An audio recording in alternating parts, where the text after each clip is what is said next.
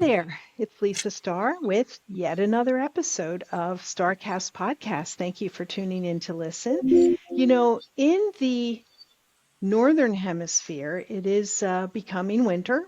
It is late November, soon December, and it's the time we start to think about snow.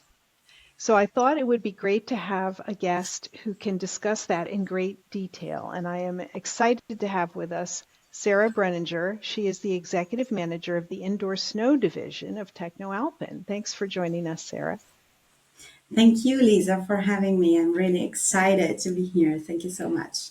Well, TechnoAlpin has been in quite a bit in the news this year as there is so much happening around snow and the delivery of snow.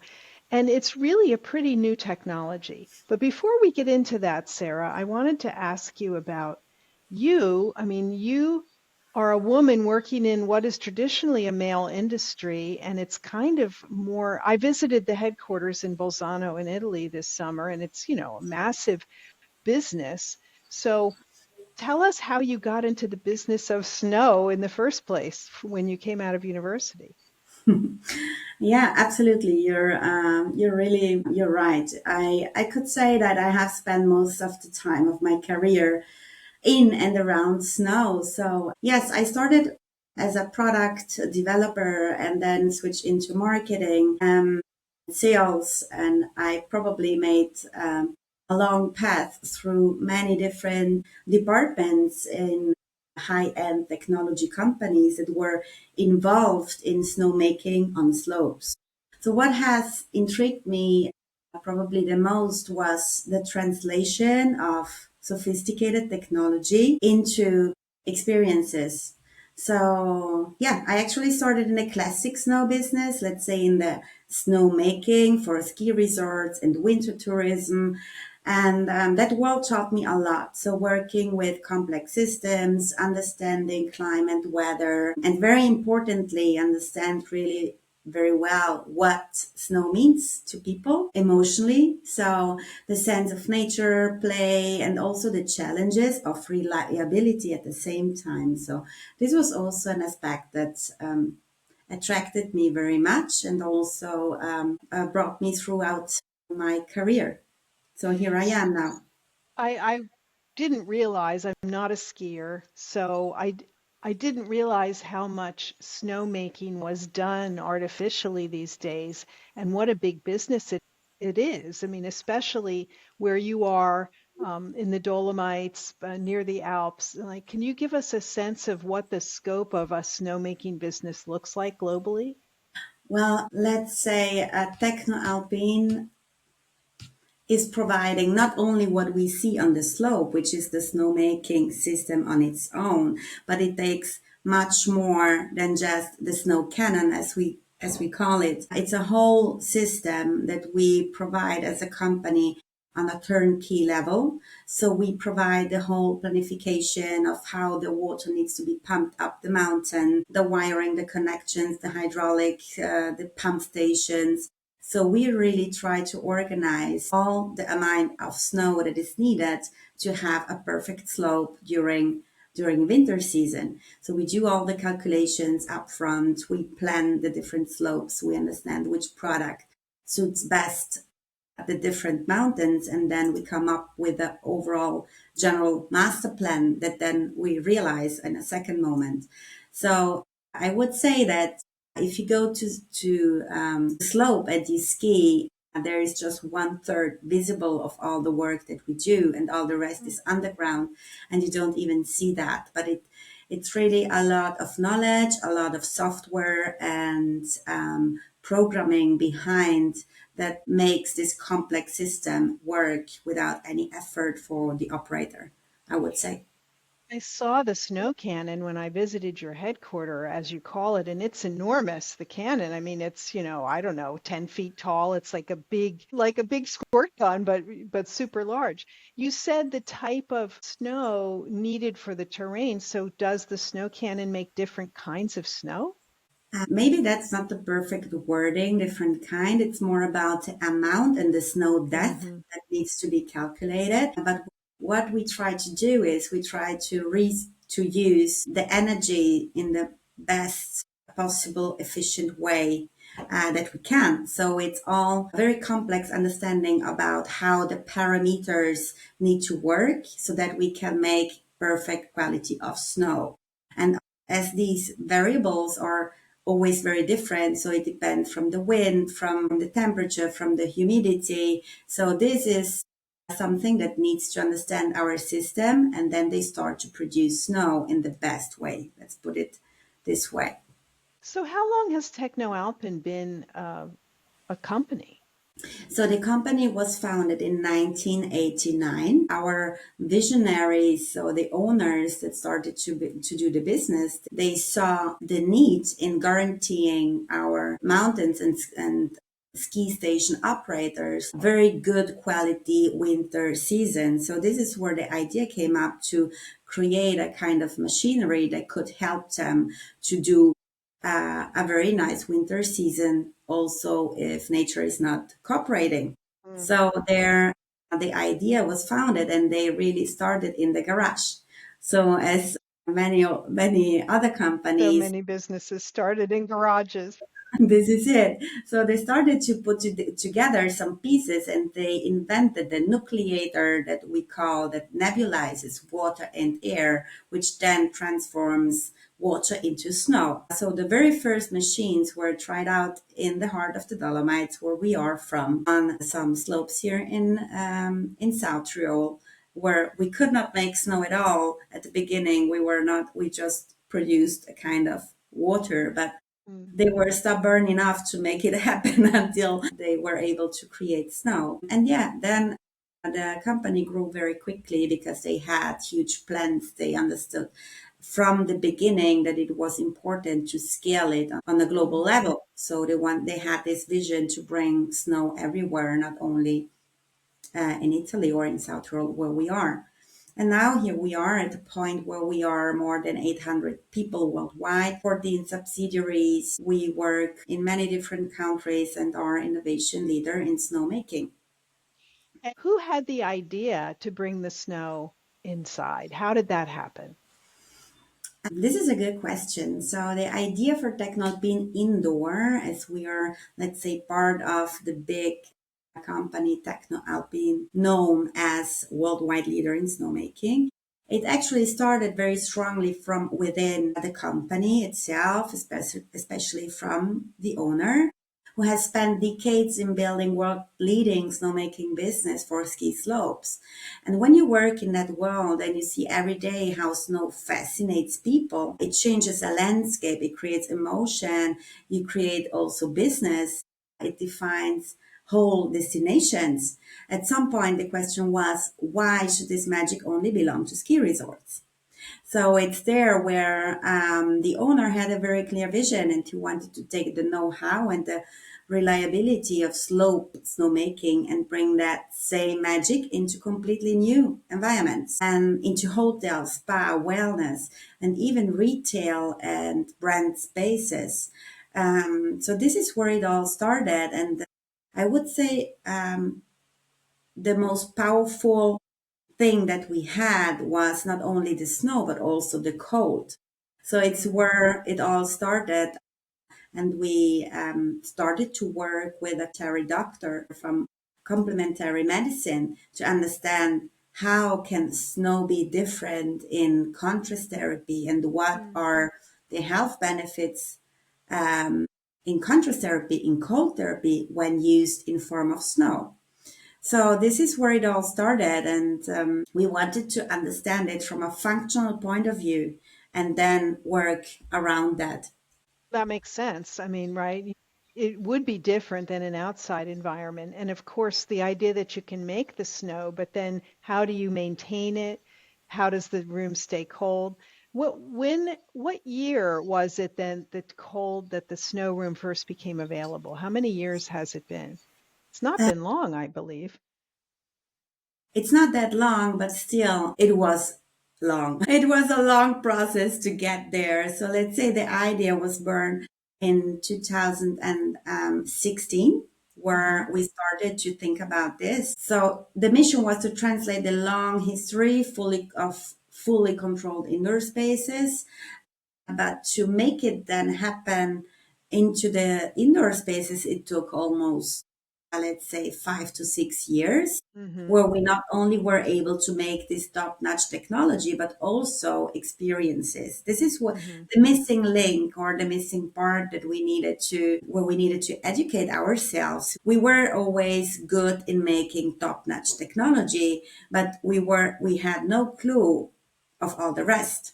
And we wanted to be a very nice design element as well, an experience, a multisensorial experience. So we had to add a lot of new features that were very challenging for us. But only now that we have all these pieces, we know that the product would have success, Mm-hmm. because only technology does not work and only a beautiful cabin would not work. So you need the full package.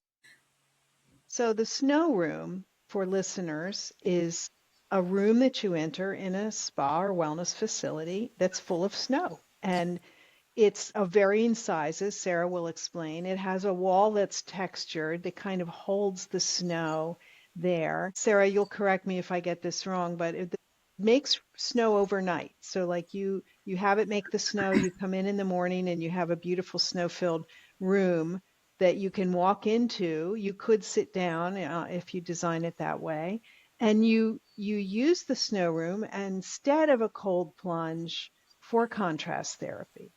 Exactly. That's Okay. it. So I would say the snow room is the perfect counterpart of sauna and steam room in the classic application method. So we created the snow room and designed the snow room to give the people the chance to cool down in a very soft way. So Hmm. to regenerate from all the heat applications, Finnish sauna, hot steam rooms, hammams, and all that, and to really balance out your body on a holistic way. So this was the main goal. And technically, what we do is we create a high quality insulated cabin that has been specifically designed to make snow that sticks on the wall so that people will be able to enter the room.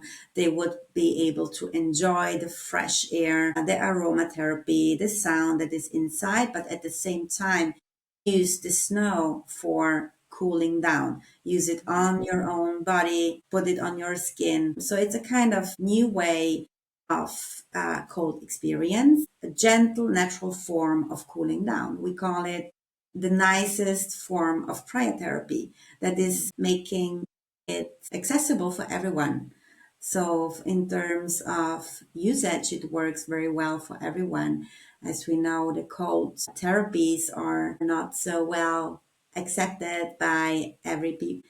So, this is something that we wanted to do. We wanted to create a soft cool down where people would also be happy to go in and have a positive experience. Well, I think you've been very successful in that. I mean, I've done many rounds of contrast therapy coming out of a sauna. Maybe you've had an Aufguss and it's very, very hot, and you're happy to get cool. And the options are generally get into a cold plunge pool or a bucket shower or some kind of cold shower. You wouldn't go right into a cryotherapy chamber being wet, from the sauna. Yeah. So that's not really an option. But the snow room is, as you said, Sarah, a softer cold. And so I was able to experience this at Preidelhof in the Dolomites this summer, coming out of the sauna and just going into the snow room where it's cold, but it's not a shock to your system the way the cold plunge can be. Exactly. This is probably the major difference from cold water immersion, where people have this thermal shock that is not appropriate for every single person. Hmm. So, our approach is to give the chance also to people that suffer from chronic diseases like rheumatism, fibromyalgia, or are simply very pain sensitive, to give them the chance to invigorate, refresh, and rebalance out their bodies in a very soft, non shocking way. This was the goal, and the combination of the soft snow with the cold air is able to do so. And And a very important feature that we see now coming, getting more and more prominent with this ritual of the Aufguss is the social aspect. We see Mm. that people love functional protocols, or let's call it, yeah, rituals where people do kind of positive stress exposure by exposing themselves to heat application, to cold. But still, what they are looking for is to do it in a fun way. People love to be together and still enjoy what they do. And this is where we differentiate ourselves a little bit from what are cryo chambers, maybe, or cold plunge pools. We love the social aspect about our product, and um, and the fun aspect as well. Well, as And you say, you can go with a friend into the snow room. I mean, depending on the size, but 3 or 4 people could fit in there. I didn't sit, I stood, but there's plenty of room and you can take the snow and put it on your body and you feel the cold air and you're often looking out at something that's hot or the outdoors. It's a great experience. yeah, it is, and it's also fun to see how individual the application is. So I very often go and observe how people use it, and it's every time it's different. So men do it differently from women. Mm. Younger people do it different from older ones. So it's a very individual way, depending on your physical state, on the actual well-being feeling of your body, your mental state. So it depends on many different things on how you would use wellness experiences. And this is something that the snow room provides. You can use it in many different ways. And also the product itself, it can be used in different ways, not only in combination with sauna, but it can also be used after a yoga session or an intense workout session. Mm. So it's a product that is super versatile and it fits. It depends on the guest journey that our clients want to provide on how it's used the best way. Well, you've been kind enough to provide some pictures. And so for people watching the podcast, I'm going to show on the screen. Sarah, can you see it? So let's just page through. Here's a picture where you can see the sauna on the left and the pool and then the snow room off to the right. Exactly, yeah. And here is a So picture of what the snow room looks like. I love this one because you see the texture of it. Here is another from the outside, what the snow room can look like. Really beautiful. I love this alpine cool down. That's a beautiful, beautiful thing. Here's another with is that a really outside or a picture of the outside? this is a picture of the outside. Yeah, that's a nice way to do it.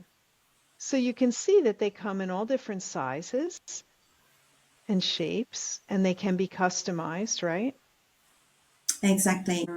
We usually do only customized projects because every hotel, every space is so different that we really think it's the best way how to offer a snow room experience. So our goal is to provide every time a very exclusive product, and with that, a very different customer journey as well. Maybe the only thing that they all have in common is the fact that we bring a piece of nature indoors. Hmm. So let's say the biophilic approach of our concept um, is a very relevant point in architecture because we know nowadays it's an evidence-based study that natural elements elevate your general well-being, and with the snow or water or light and natural fabrics you do so we provide architects, planners, a new form of natural how do you say, material Right. structure inside and indoors, so that people already, by just having that element in their houses, it elevates your happiness and also your well-being. Snow does make people smile for sure. Exactly.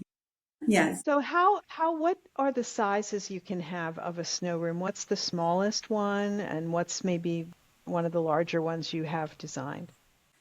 And the smallest one usually are built for a private residential and luxury homes. These are 6 square meters. And then we also did the bigger ones. For example, we did one of our largest snow rooms ever has been realized in Swarovski in their Crystal Museum, Mm. where we created a room of a size of 100 square meters. So Wow, this that's room a was thousand square probably the feet for biggest. listeners. That's a Yeah, big room.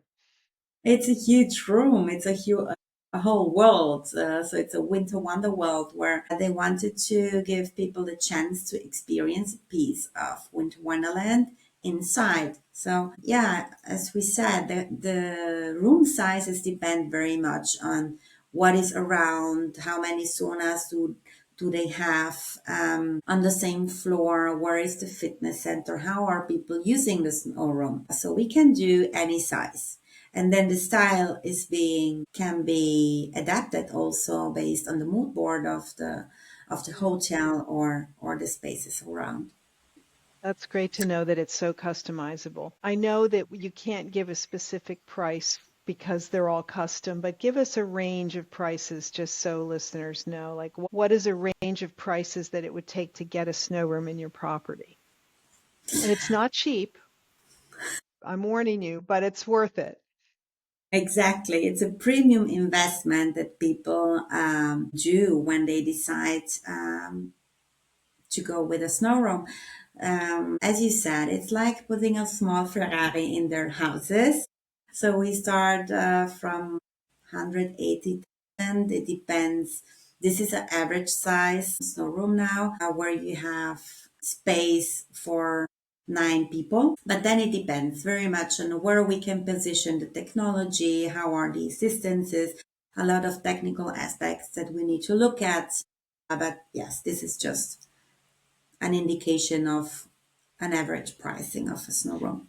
Well, that's really helpful, Sarah. I mean, I'm sure listeners are thinking, wow, that's a lot of money, but it can cost that much to put a pool in too, or a number of saunas. So let's talk about the monetization of that. I mean, do you see these being used in spaces where people pay to enter the snow room, or is it usually part of a bigger sauna circuit, a thermal circuit? I think we need to rethink a little bit the monetization philosophy here. I think one of the major reasons why people invest in a snow room is the differentiation and the marketing value. So we know that the snow room is visually super strong. It gives a hotel or a spa a signature feature that they can use very well in branding, social media, and PR. It helps to attract new guests because they want all to have one different thing from the neighbor, and it just and also justify at the same time higher positioning in the market. So I think that hospitality operators, they need to position themselves very specifically, and the snow room helps very much in doing so. Also, on top of the differentiation, I think we have seen so many examples now. Our clients started to rate and package these kind of structure. So they integrate the snow room into special well-being packages, retreats, or signature rituals, which allows them to increase also average spend per guest, or Mm. also they are going to elevate the stay because they can offer more wellness experiences. Also, occupancy and loyalty is an important factor. Unique experiences create word of mouth, so which is very important to come to make the people come back as well. And in the end, the long lifetime and the reliability. Our systems are designed for long-term operation, easy to use with less maintenance than for other products. For example, it's very easy to operate a snow room and still provide a cool down option for many people at the same time. They don't need to change water tanks Mm. every day. Don't need to change filters every day and stuff like that. So it's room that provides an offering to cool down for many people. At the same time, it's an interesting, new, innovative way of providing wellness experiences. And this very often is then, yeah, helps them to decide for a snow room and go with that. Now, those are great points you're making because bathhouses and saunas are so popular now. We're seeing so many open, but they are all having the same features, right? I mean, they have a sauna or several. They Mm. have some kind of way to get a cold plunge. They may have a steam room or a vitality pool, but not very many have a snow room. Mhm. So it's still a very new technology that it really excites people. As you said, there's something joyful about seeing snow. It's got a playful aspect and it makes us think of our childhood, I think, when you see snow. Yes, it is. You see it in the faces when people come and visit our showroom. Everyone becomes a child again, and this is so nice to see that it's yeah. You see just the joy and the happiness in experiencing something new that you are not that you did not await. And something that you associate maybe to your childhood as well. So a lot of positive emotions arising from the guests that use it and try it out. And they have something to tell. And you can tell a story. You can tell a lot of stories about snow. You can incorporate it in a nice Aufguss ritual. You can do breath work in the snow room. You can do a ritual called silent snow. So you would use headphones, go in, you're guided, and you just are transferred in a different world. And at the same time, you do positive stress exposure, but you do it in a nice way, in an Hmm. experiential way. And I think this is the future of wellness. We want to have functional, but at the same time, experiential elements in our wellness areas. Well, for sure. So you said the maintenance is not complex. I mean, does the room, it just works all day, right? You never shut it down. You never shut it down. We don't want to lose our snow that we have in the Right. cabin. So you can imagine it as it would be a huge fridge that you Right. never shut off. It's working 24 hours. We produce snow by the use of snow nozzles during night, so which enables us to recreate everyday fresh snow. And once per week, we do defrost the whole room. We create warm temperatures inside. The snow melts, and people can clean it once per week. And it's all fully automated. So this was something that was very important in our development process. We wanted to create something easy to handle.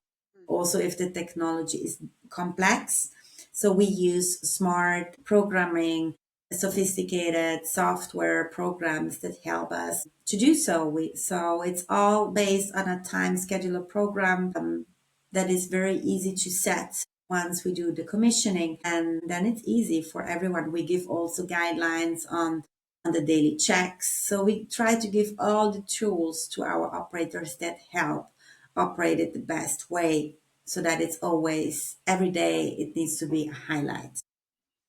Well, that sounds very easy to manage, not complicated. Yeah. You know, reliability for us is a non-negotiable. In the ski resorts, for example, Mhm. you cannot afford to have downtime. So we know the importance of just making it work every day on a reliable basis. At the same time, it's complex technology. So this is why we provide yearly maintenance packages that we sell to our customers. It's like with a car, you need to take care of it. And this is something that we offer proactively to our customers. Another important thing is that we have remote control. So we would be able to push the button in our office and make snow in Los Angeles Oh if my we want goodness. to. Yeah, so we have the control also from the office. We see what's going on, what's happening. We do troubleshooting. So we are able to do all of that, which is important because we don't want to create any more problems to our Hmm. operators. We want to support them. Well, it sounds like it's been very well thought out. And while it is a somewhat new to the market device, you've already come up with a new iteration on snow, which is the snow shower. Would you like to tell us about that? Yeah, it's thank you for bringing that up. So this snow shower, we call it Snow Sky. This is our product name. It was a kind of natural evolution of all the snow experience that we sell because it's just the immediate question that everyone asks us. Does it snow inside the snow room? People want to see the snowflakes falling from the ceiling. So this is something that we wanted to bring to the market, but not only as a visual highlight, but also as, again, a functional tool to cool down. So for me, the snow sky is, let's say, the most sophisticated way of inviting people to use the cold. It's very nice to be under the snow sky. The snowflakes cool down your skin in a very soft way. And at the same time, it's a very interactive and dynamic element. You can put it in the ceiling in any space at room temperature, and you have these snowflakes falling from the ceiling. So I think it has huge potential, especially I saw very huge interest coming from North America where people love this kind of wow effects. Is it like a shower in the sense that do you turn it on and off, or does it just run all day?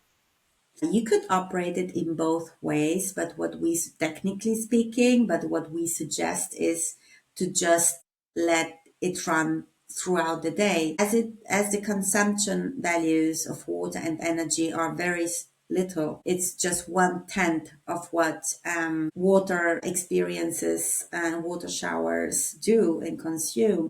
So we always suggest to let it running for the whole days to people really show and invite them to use the cold. People very often forget to cool down, whatever Hmm. they do after sports, after sauna. So this is why we want to create a kind of interaction with the guests, and people just should also benefit from the visual highlight, and it has a kind of relaxing and calming effect on your soul, I think. Oh, for sure. Just seeing the little snowflakes come down, yeah, is a very calming effect. What does a snow sky cost for a user? So we start from 55,000 euro installation of a snow sky. Hmm. And also there it depends on the complexity of the technicalities, Sure. where we can put it, and if there are the optionals that we need to include. But it starts from that number. Okay, well, still, that's much more affordable than Yeah, a whole snow room if somebody can't do the whole deal, but you can bring a little bit of snow into your facility. yeah, So, Sarah, I mean, this is all so new. You've been with TechnoAlpin quite a while. Yeah, I'm sure you couldn't have imagined you'd be attending spa conferences 5 years ago, and yet here you are in the spa and wellness field. So, what's next? Like, what other things might we see, ways in which we would use snow in the wellness world? Do you have any other visions you're working on now? we have many visions that we need to bring to life. I think, well, we are very creative. So, what we see some trends coming up where we want to work around or jump on, and which is solutions for recovery, for example. So we see that there is a need in providing more solutions for regeneration, muscle recovery, and stuff like that. Um, but apart from the technology, where we also think of we want to open up our portfolio, and we would like to include also water elements in the future. So not only snow. So we want to start from maybe some water experiences, and then add our snow elements. Apart from providing these kind of hardware pieces, our goal is to create rituals. So to provide new applications, the software around it. How can people benefit from cold applications in the spaces we create? Well, we know it's important to have that contrast therapy option, especially when we're so right now immersed in sauna and hot pools. Yeah, Having that cool down option is crucial to your mhm, system. You shouldn't just get hot and then not cool yourself down. exactly. We need to do both. So I think contrast therapy in Europe is very well understood and applied, but in many other parts of the world, there is still a lot of potential and also space for education. I think it's important to provide self-guided wellness rituals, and this is what we need to be able to do. So we should not only be able to do treatments in a spa, but we need to provide also self-guided experiences. And this is where we want to come in and just create new applications. If it's in contrast therapy or if it's more on the recovery side or in combination with sports, but we need to give the operators new ideas for holistic wellness experiences.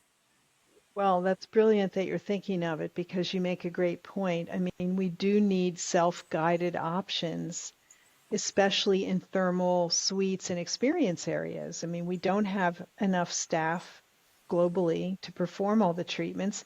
And guests don't want all that. They certainly want massages and facials and body treatments, but then they like to go into the thermal suite and enjoy themselves at their own pace, do the Yeah, sauna, do the cold plunge, recover in between, do it again, rest in the pool. And to have a feature like this that is available without manpower is really awesome. powerful. Yeah, I think so too. So thank you again, Sarah, for this great work. I mean, it's just fascinating how your role has turned into indoor snow from being making outdoor snow. Who would have thought that this would be something so popular? But you are the global leader now in indoor and outdoor snow at TechnoAlpin. Yeah, thank you so much, Lisa Starr, for bringing this out to the world and telling everyone. I think no one would have been able to anticipate what snow could do in the world. So it's a surprise for us as well to see that it's well accepted and that people love it. So yeah, we're very happy and still a lot of work to do. Well, you've got 800 people on the team to help you, so I can't wait to see the new developments that come up. Sara Brenninger, thank you so much for joining us today and talking about snow. Thank you, Lisa. Thank you so much for your time.